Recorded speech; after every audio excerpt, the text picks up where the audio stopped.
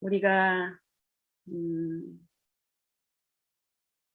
참으로 연약함을 아는 상태에 있다면, 특별히 우리가 모든 이 세상 삶에도 마찬가지고, 우리는 특별히 예수님의 이름을 부르는 자들로서 하나님 앞에 우리의 그 연약함 상태를 절실히 이해하고 있다면, 우리는 그 하나님의 말씀대로 볼 때에 우리는 연약한 삶을 살지 않을 것입니다. 많은 부분 우리가 우리의 삶 속에서 입술처럼 뱉는 말이 연약하다, 욕심이 연약하다, 나는 할 수 없다, 이런 말을 우리가 습관처럼 어떤 신앙의 삶 중에서 이런 말을 뱉고 있더라고요.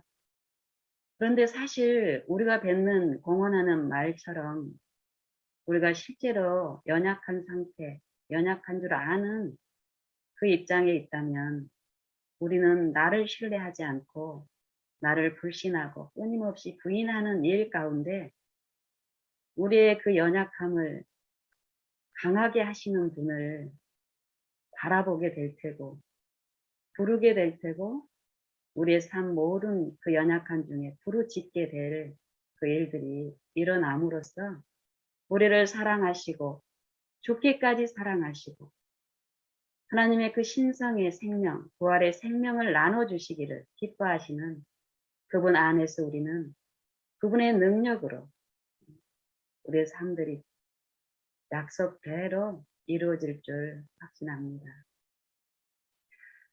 저는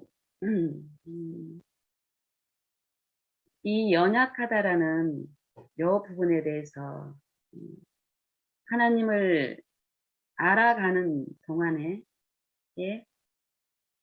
이 현재 내가 지금 요 상태에서 과거의 어떤 상태이든지 간에 또 앞으로 어떤 상태이든지 이 현재, 이 과거에도 이 현재가 있었습니다. 매 순간의 그 현재가. 이 현재에 하나님을 바라볼 때 하고 바라보지 않을 때에 이 내 상태가 달라요. 내가 인식하고 이해하는 내 상태가 참 다르게 비춰집니다. 하나님을 바라보지 않았을 때는 말로는 요 매일 일상에서 내가 넘어지고 실패하고 내 뜻대로 안 되는, 내 원대로 안 되는 그 일상의 그 일의 결과를 내가 분명히 경험하고 있기 때문에 어려움이 있는데도 어떤 일들이 지금 현재 어떤 시험들이 이르러 오면 습관적으로 나를 신뢰한 가운데 어떤 일을 하게 돼요. 하지만 그런 실패를 통해서 하나님의 음성을 들으면서 하나님을 통해서 내 상태가 비춰지고 보여주고 인식이 되고 이러면 인식되는 만큼 비춰주는 만큼 그 음성을 듣는 만큼 우리의 태도는 달라져 있음을 보게 되고 이전에 내 뜻대로 나를 신뢰한 가운데서 어떤 일을 처리했을 그 상황에 하나님을 부르고 부르짖고 구하고 탄원하는 여 일들을 하게 되고 있는 것을 보게 되고 그런 일이 일단 시작이 되면 그 매일의 생애 속에서 부르라고 하신 분은 분명히 우리에게 주실 그 유익이 있기 때문에 영생의 유익, 쉼과 또 평안과 또 화평 중에 누리는 그 영적인 그 기쁨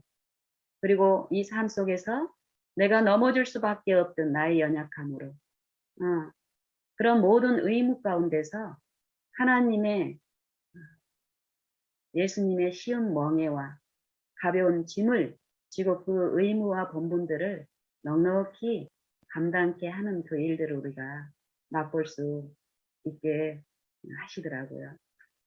더욱 하실 그분을 찬양드리며 더 바라보기를 원합니다.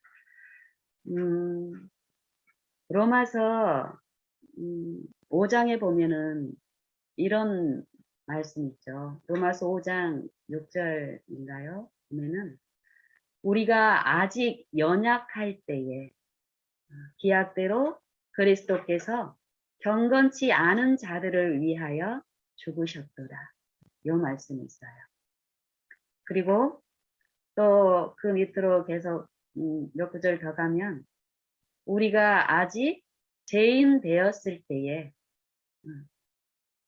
그의 아들의 죽으심으로 말미암아 우리가 하나님으로 더불어 화목하게 되었은즉, 또 몇 구절 더 내려가면 우리가 곧 원수 되었을 때에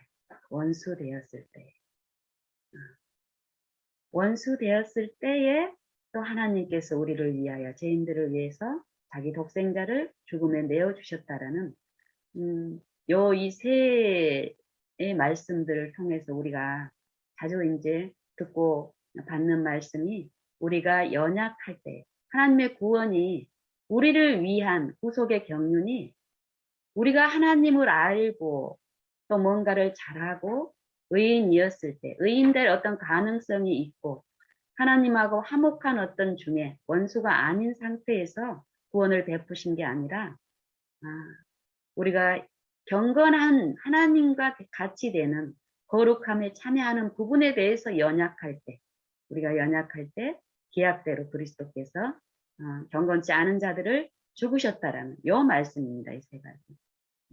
그러기 때문에 어쩌라는 거예요. 연약함이 성령을 통해서 드러날 때 그리스도를 의지함으로, 믿음으로 그리스도께서 내 안에 하시는 그 일에, 경건케 하시는 일에 참여할 수 있는 축복이 지금 그 연약할 때 이르러 올 수 있다라는 약속인 거고, 또 죄인 되었을 때도요. 우리는 자꾸 죄인이 아니고 의로운 행위를 하고 있다라는 어떤 것을 보이기를 원하지만 성경에서 요 말씀은 세세토록 이 세상이 예수님이 오셔서 심판을 통해서 이 세상이 없어질지라도 하나님이 예수님을 통해서 주신 성령을 통해서 주신 요 말씀은 하나님의 말씀은 세세토록 없어지지 않고 영영이 있다고 하신 말씀입니다. 요 방금 언급한 로마서 5장에서 말씀하시는 내가 연약할 때에 그리스도께서 기약대로 경건치 않은 자를 위하여 죽으셨다. 내가 죄인 되었을 때, 원수 되었을 때, 요 내 상태는 내가 죄인이라는 요 상태, 연약한 요 상태, 그리고 하나님과의 원수가 된 내 상태는 영원토록 변함이 없이 내 상태라는 것입니다. 성경에서 말씀하시는 영생은 그렇기 때문에 내 안에 영생을 주시면서 내 안에서 어떤 구속을 일으키시는 게 아니라 그리스도 안입니다. 이 영생은 그리스도 안에서 그 영원한 생명이 그리스도 안에 있고 그렇기 때문에 바라고 구하고 비춤으로써 그 생명에 참여하는 요 말씀을 이제 말씀하고 계시는데 우리는 과거에 어떤 믿음을 통해서 연약함 중에서 구함으로 하나님의 그 행위, 성령의 그 나타내심에 참여한 체험들이 있습니다. 그러면은 그걸로 인해서 우리가 하나님의 자녀가 됐고 또 의인이 됐기 때문에 나와 다른 아직 이런 체험이 없는 요 세상이나 내 다른 이웃이나 가족들을 향해서 이 복음을 전해야 된다라는 그런 입장에 많이 놓여 있는 경우가 있습니다. 남에게 뭔가를 가르쳐야 되는 입장에 있을 때 우리는 이 세상적인 면에서도 어떻습니까? 가르칠 것이 내가 가지고 있어야 되거든요. 가르치려면. 그렇기 때문에 가르침을 받는 사람보다는 내가 뭔가를 더 가지고 있어야 된다라는 습관적인 우리의 상태가 있습니다. 이 육체의 상태가 그런 건데 사단은 그런 식으로 나를 이 육체를 통해서 지속적으로 시험하고 하나님을 의지하지 못하게 하는 이 사단의 기만들이 끊임없이 이 육체를 통해서 일어나기 때문에 하나님은 말씀을 통해서 말씀하시기를 너희가 나를 떠나서는 아무것도 할 수 없다라고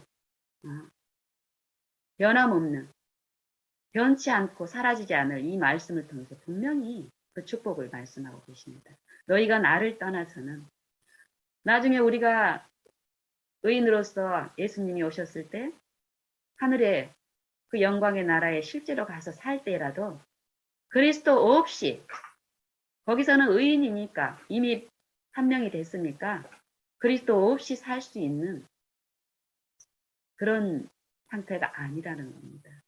지금부터 그리스도 안에 있는 생명과 그 축복과 우리를 사랑하시는 그 사랑의 그 능력을 의존하고 끊임없이 나를 신뢰하지 않는 하나님 안에서의 그 축복을 배워야 되는 것이고 그 축복을 배운 사람들은 이 땅에서는 그 축복을 어떤 처지에서 배워야 됩니까? 이 믿음의 선한 싸움 가운데서 배워야 됩니다.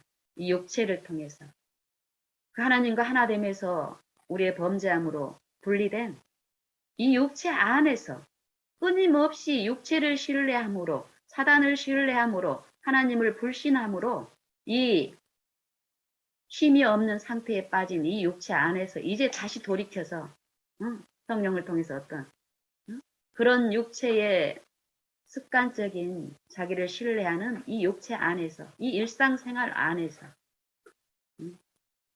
보이지 않지만 분명히 계시는 그 하나님을 우리에게 주신 이 말씀을 통해서 삶 가운데서 성령을 통해서 들으면서 우리는 어떻게 해야 됩니까?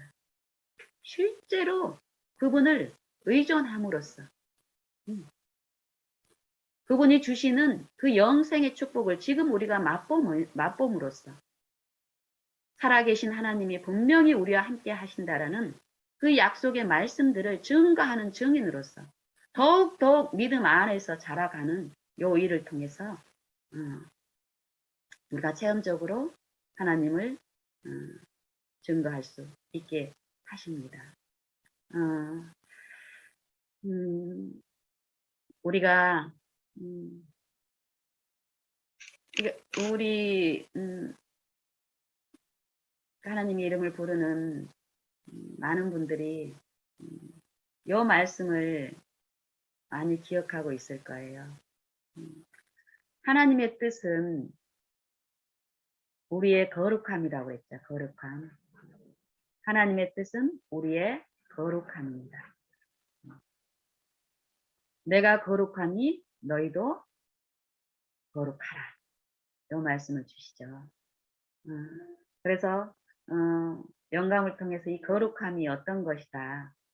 이런 그 영감적인 글을 많은 부분이 읽었겠고 기억하고 계신 분들이 많을 텐데요. 이 거룩함이라는 것은 하나님과 같이 되는 건데 하나님의 속성에 참여하는 거고 이 거룩함이 우리가 어떤 과거의 어떤 경험 또 현재의 어떤 신앙에서 어떤 경험으로 이 거룩함이 이루어져서 끝나는 거냐 몇 번의 경험으로 그게 아니라는 거예요. 이 거룩함이라는 거는 하나님의 그 신성의 그 생명에 우리가 참여하는 것을 거룩함이라고 그 생명이 내 안에 그리스도를 통해서 생명이 있다면 지금 현재 상태에서 그 생명이 내 안에 있다면 그리스도를 전적으로 의존함으로써 내 안에 그 생명이 이루어지고 있다면 우리는 어떨까요? 하나님이 거룩한 것처럼 성령의 열매 가운데서 거룩한 상태로 유지가 될 것입니다. 그래서 이 거룩함이라는 걸 영감에서는 뭐라고 말씀하셨냐면은 어떤 아주 극적인 어려운 환경 가운데서 잠깐만요.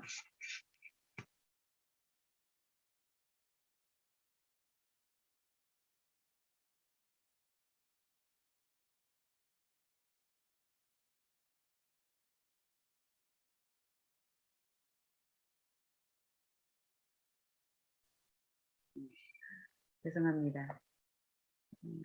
생활 소음이 자꾸 이제 들리는 것 같아서 도움을 좀 요청했습니다. 음, 이런 경우도요. 만약에 우리가 하나님을 참으로 바라보는 요 마음의 어떤 상태가 있다면 사실 이런 경우도 사단은 이 육체 안에서 굉장히 마음을 힘들게 할 수 있어요. 근데 우리의 바라봄은 모든 경우에 하나님의 축복을 우리가 누리게 하는 어, 일인데 감사합니다. 하나님 아버지께 영생하시는 하나님. 우리는 연약할 수 있지만 영원한 생명이신 영생 자체이신 하나님은 우리를 구원하시고 우리를 부르고 회복하시는 일에 졸지 않으시고 놓치지 아니하시는 그런 분임에 감사를 드립니다.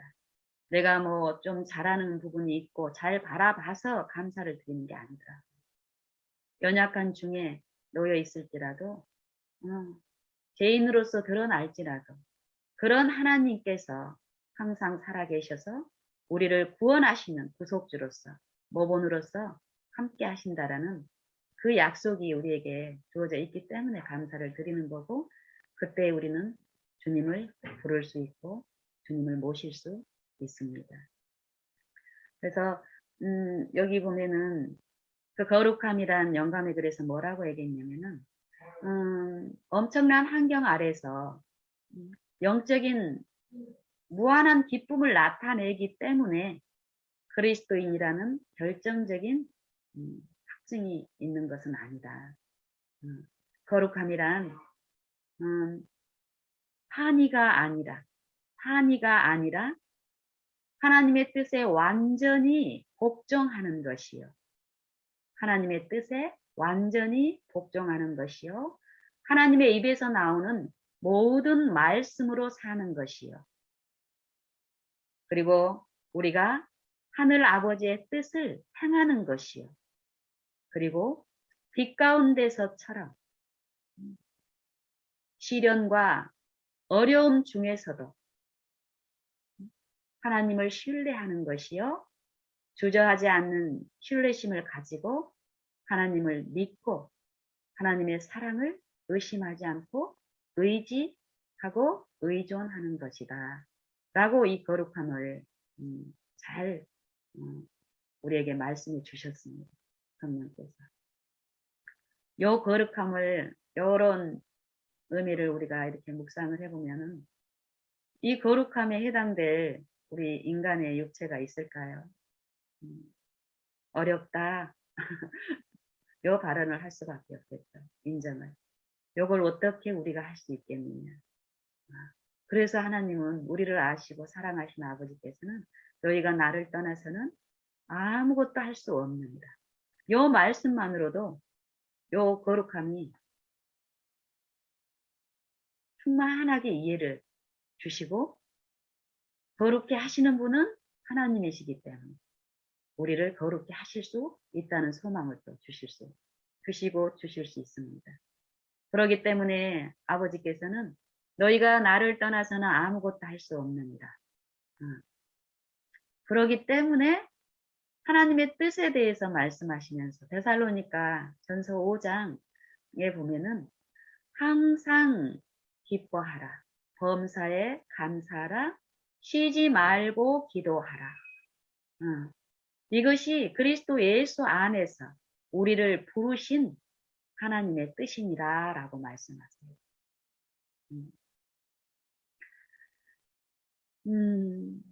요 말씀도 모든 하나님의 말씀을 우리가 읽고 연구를 하는데 우리가 성령을 통해서 실제 삶 속에서 우리의 상태나 연약함을 배우며 실제로 하나님의 사랑이 성령의 역사가 어떤 식으로 이루어진다라는 것을 우리가 체험적으로 듣고 이해하고 가지 않으면 가지고 가는 만큼 우리는 하나님을 의존하는 쪽으로 가서 그 체험을 더욱 우리가 가질 수 있지만 많은 부분 우리가 한꺼번에 다 이루어진 부분이 아니기 때문에 하나님을 바라보지 않고 나를 신뢰하는 가운데서 많은 부분 하나님이 이루셔야 될 부분을 내가 노력 가운데서 하면서 어려움 중에 있을 때가 태반입니다. 그래서 오늘은 저는 그 연약한 가운데서 연약함을 인식시켜 주시면서 하나님이 우리를 사랑하시는 하나님이 말씀 중에 늘 계시면서 말씀하시는 성령을 통해서 요 하나님의 일에 참여케 하시는 요 원리에 대해서 한번 나눠보고 싶습니다. 저는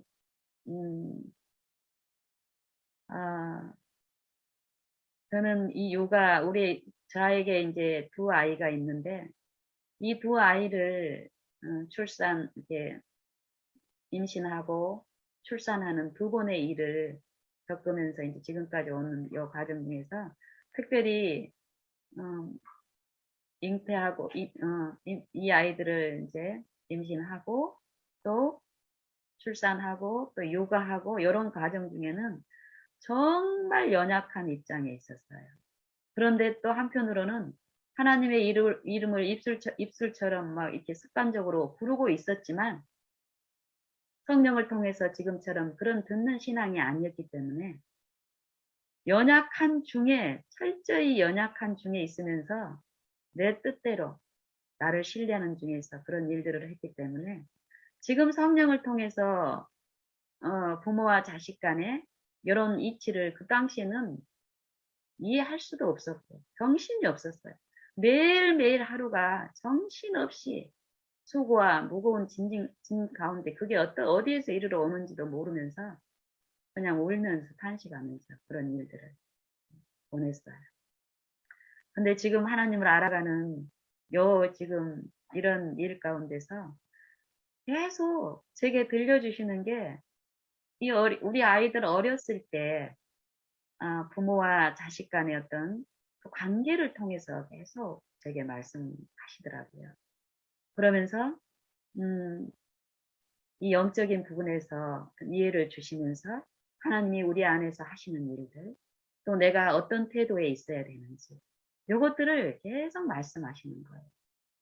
이게 한 가지 이런 일들을 떠올리시면은 그거에 대해서 내가 만약에 완전하게 하나님이 주실 그 부분을 내가 이해를 했으면은 그 이후로 다시 떠올리지 않으실 텐데 계속 요 신앙의 행위 동안에 어떤 부분은 반복적으로 계속 떠올려 주시면서 그 부분에 대해서 더 깊이 내가 듣지 못한 부분들을 더 듣게 하시면서 내 마음에 그 믿음을 하나님께 두게 함으로써 의존함으로써 내 마음을 쉬게 하시고 또 하나님을 더 의존하는 그런 쪽으로 이끄시는 일들이 꾸준하게 있더라고요. 그래서 오늘은 요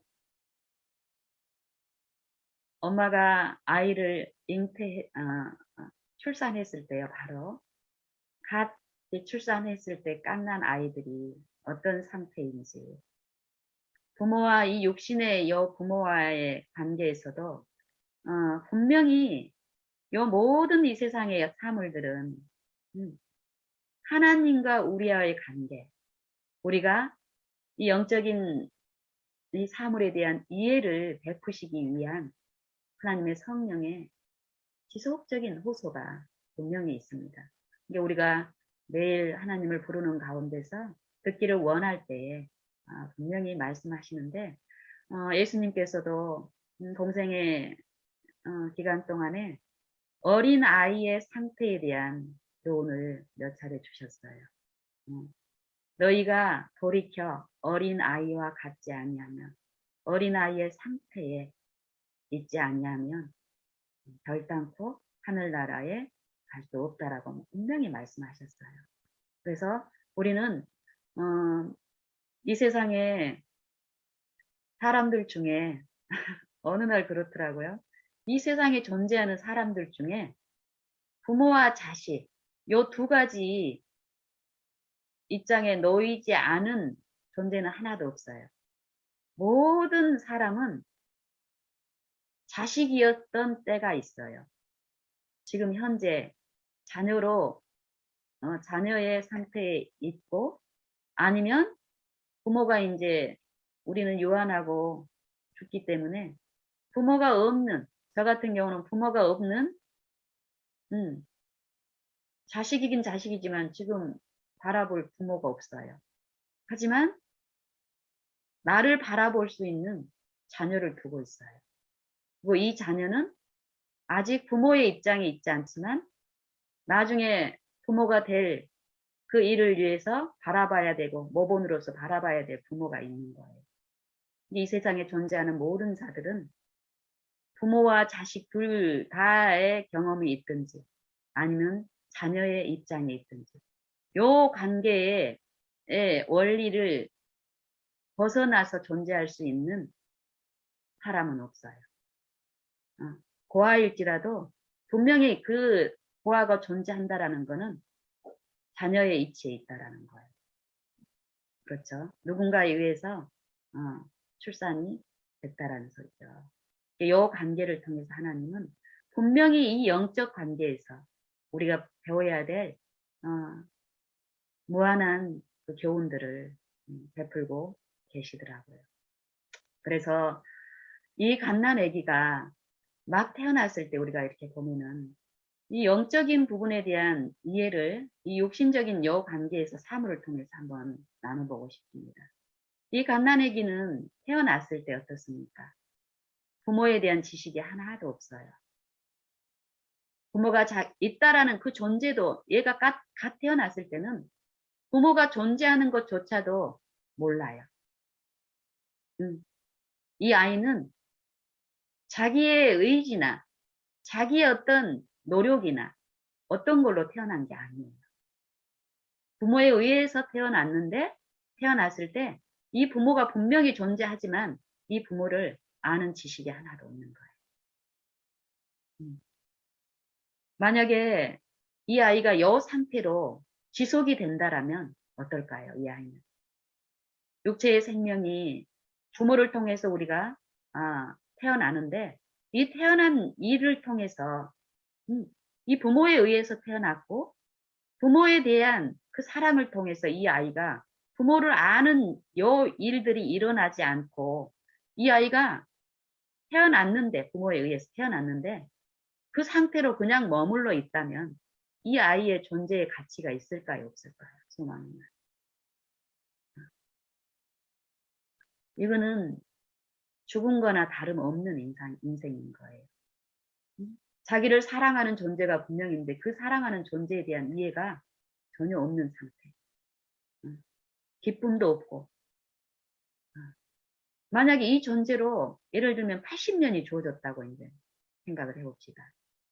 이 아이가 성장이 있어야 되는데 이 갓난 아기가 부모를 아는, 실제로 부모의 존재를 아는 그 기쁨을 누리는 어떤 시점이 분명히 있죠. 우리 육신의 이 아이들의 성장 과정에서 보면은 만약에 그 부모를 아는 시점이 있기 전까지 무엇이 베풀어집니까? 부모의 사랑이 무한하게 베풀어져요. 어떠면은 부모의 사랑은 이 아이가 부모를 아는 그 몇 달 후에 있을 그 시점이 일어나기 전에 부모가 정말 먹이고, 재우고, 입히고, 씻기고, 이런 나타나는 일 가운데서 부모의 헌신이 보이지 않는 그 사랑의 그 물결이 이 아이한테 흘러가는 그 큰 사랑들이 있는데, 만약에 한두 달 후면은 부모를 알고 빵긋 웃는 그 감사에 대한 표현으로 웃는 그런 일이 시작이 되면서 또 아는 일들에서 자라가는 일이 있는데, 요 일이 몇 달, 몇십 일로 끝나는 게 아니라 80년 동안 계속 지속이 된다고 생각을 해봅시다. 그러면은 이 아이는 포근하게 안아주고 새 옷을 입혀주고 이런 일들은 어떨까요? 막 태어나자마자 공포스럽고 추위라든지 엄마 그 몸속에 같이 있었을 때하고 전혀 다른 환경 가운데서는 그 불안한 가운데 누군가가 만져주고 이러면은 기쁨이 있을까요? 없을까요? 그 기쁨이 있을 거예요. 근데 그런 상태로 80년을 만약에 산다면 부모의 사랑은 우리는 연약하니까 그럴 수 없겠지만 만약에 그때 부어지는 부모의 사랑이 80년 동안 부어진다라고 생각을 해봅시다. 이 육신의 입장에서. 그 기쁨이 완전할까요? 그 기쁨은 부모를 아는 그 지점까지 부모를 알게 하는 요 일을 위해서 부모의 조건 없는 헌신이 사랑으로 하나님의 은혜 가운데서 베풀어집니다. 이때 요 연약한 입장에서는 요 부모의 사랑은 기쁨으로 충만하겠죠. 이 아이의 그 상태, 그 연약한 상태에서 이르러 오는 부모의 어떤 그 사랑은 기쁠 수 있어요. 하지만 부모를 알므로써 상호간에 얻을 수 있는 요 기쁨의 요 빛에 비하면 너무나 약해요. 만약에 이 아이가 분명히 성장을 통해서 부모를 아는 요 빛 가운데 더 참여하는 그 일을 내가 거절하고 처음에 부모가 주는 나는 이게 부모한테 받는 것이 이거 좋아하고 만약에 고집스런 그 상태에 놓여 있다면 처음에 부모를 사랑을 받았을 때 누리던 그 충만한 그 기쁨은 소멸이 됩니다. 전혀 이 아이를 기쁘게 할 수 없어요. 이 성장이라는 더 나아가는 하나님의 은혜가 하나님의 빛이 성장을 일으키기 위해서 하나님을 아는 요 지식 안에서 자라감으로써 하나님이 주시는 그 충만함, 갓난 아기였을 때 충만함이 있고 또 1살이었을 때 충만함, 2살이었을 때 충만함, 요거는 분명히 다릅니다. 우리의 영적인 요 삶도 하나님이 무엇이 영생이라고 했습니까? 유일하신 참 하나님과 그의 보내신 자 예수 그리스도를 아는 것이 요 지식이 영생이다. 요 지식은 내가 습득하는 지식이 아니고 누구의 지식입니까? 하나님이 주시는 지식이에요. 하나님에 대한 나는 이런 존재야, 이게. 너를 사랑하고 너를 구원할 수 있고 영원토록 내 안에서 내 것으로 항상 기쁘고 범사에 그런 분께 감사하고 쉬지 않고 너희 부족 가운데서 구함으로 받을 수 있는 존재라는 요걸 아는 게 영생이라고 하셨습니다. 그러면은 우리가 요 아이와 자녀와 이 자녀와 부모와의 그 관계에서도 육신의 관계에서도 이 아이가 부모를 아는 그 성장들이 있음으로써 부모를 알므로써 기뻐하는 일들이 있잖아요. 표현하면서 얼굴로서 기쁨에 참여함으로써 살아가는 요 일들 통해서 1살 때보다는 2살 때 더 부모를 알므로써 그 부모의 그 사랑과 그 능력. 이 갓난 애들은 1살, 0살, 1살, 2살 이렇게 가면서 한 4살 정도까지요. 그 이후로 자기의 어떤 유전적인 성향과 어떤 이 육체의 그 연약함 가운데 하나님을 부르지 않음으로써 이르러 오는 이 육체의 연약함들이 분명히 있잖아요. 자아라는 거. 이 자아의 격동이 되기 시작하기 전에 한 4살 정도까지, 서너 살 정도까지의 이 아이들에게 엄마는 특별히 아빠보다는 엄마하고 같이 사는 일들이 많잖아요. 그렇기 때문에 이 아이한테 엄마는 엄청 능력자처럼 보일 겁니다. 우리 엄마는 말만 하면 다 돼. 이런 능력이, 이런 믿음이 얘한테는 있을 거예요. 요 육신의 관계에서도 분명히 부모의 엄마의 사랑과 능력에 대한 이해 가운데서 얘가 자라감으로써 어려움이 있을 때 점점 어떻습니까? 엄마한테 와서 부르고 조르고 구하는 일을 합니다. 근데 5살, 6살 초등학교, 중학교, 고등학교, 성인 으로 이렇게 나아가면 나아갈수록 우리 육신의 생에서는 어떻습니까? 어렸을 때 가졌던 부모에 대한 신뢰와 사랑에 대한 믿음이 어떻습니까? 자기를 신뢰하고 자기가 부모처럼 뭔가를 할 수 있는 것들이 많으면 많을수록 부모한테 달려가는 게 아니라 자기가 처리하는, 부모의 말을 순종하는 그 삶에서 떠나서 많은 부분 자기의 삶을 영위하는데, 이 육신, 이런 육신들, 이 육신들 안에 영적으로 하나님과의 관계에서 끊긴 우리들 안에서 하나님의 영생에 참여하는 그 일들이 모든 육체 안에서 이루어지고 있는데, 우리가 이 육신의 부모와 자녀 간의 이 관계, 어린 시절, 특별히 갓난 아기 때와 한 서너 살 때까지의 요 과정을 통해서 주님과 창조주 하나님과 우리의 구속주와 모본으로서 그리스도를 우리가 어떻게 생각을 하고 어떻게 배우고 그 안에서 우리의 연약함이 어떻다라는 것을 듣는 요 일들이 분명히 있는데, 그 일들에 우리가 참여하게 되면은 실제로 이 어린 아이가 와, 엄마는 못하는 게 없구나, 이런 걸 이해할 때 이 아이의 모든 삶 속에서 엄마 이런 일이 되는